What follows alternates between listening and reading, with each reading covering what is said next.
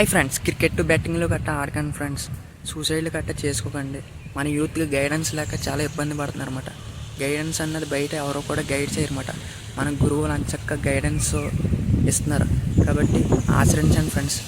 ఇప్పుడు లైఫ్లో మీ జీవితంలో మీ పిల్లలు మిమ్మల్ని చూసి నేర్చుకుంటారన్నమాట. కాబట్టి మీ పిల్లల్ని బాగా పెంచండి, మీరు మంచిగా ఆచరించండి. ఇప్పుడు మనం పుట్టినప్పుడు అందరం కూడా ప్రేమతోనే పుడతాం అన్నమాట. ఆ తర్వాత ఏమవుతుందంటే సమాజం, మన పేరెంట్స్ ఇవన్నీ కూడా మన మీద ప్రభావితం అయ్యి మన మైండ్ ప్రోగ్రామింగ్ అవుతుంది అన్నమాట. మనం ఏంటంటే గురువులు మనకు గైడ్ చేస్తారన్నమాట. ఆ గైడెన్స్ మనం తీసుకొని అన్కండిషనల్గా లవ్ చేయాలన్నమాట ప్రతి ఒక్కరిని కూడా. మీరు కూడా 10 మందికి చెప్పండి ఫ్రెండ్స్ ధ్యానం. మీ వల్ల ఒక్కరి జీవితం మారినా మీరు హ్యాపీ కదా. మనం చనిపోయినప్పుడు ఒక్క రూపాయి కూడా తీసుకెళ్ళాం.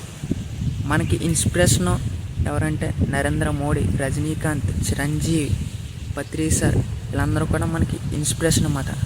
మనిషికి సహనం చాలా చాలా ఇంపార్టెంట్ అన్నమాట. డిసిప్లిన్ చాలా చాలా ఇంపార్టెంట్ అన్నమాట. అవేర్నెస్ మనం రోజు రోజుకి పెంచుకోవాలన్నమాట.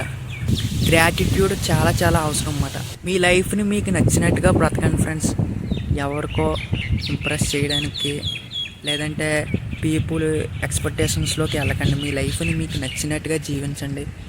పండగ చేసుకోండి. ప్రతి ఒక్క సెకండ్ని కూడా పిచ్చగా నవ్వుకొని హ్యాపీగా జీవించండి.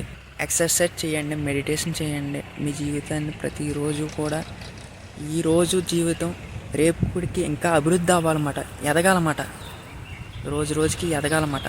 మనుషులు అన్నాక పొరపాట్లు చేయడం సహజం ఫ్రెండ్స్. మనం ఏంటంటే చేసిన పొరపాటుని రిపీట్ చేయకూడదన్నమాట.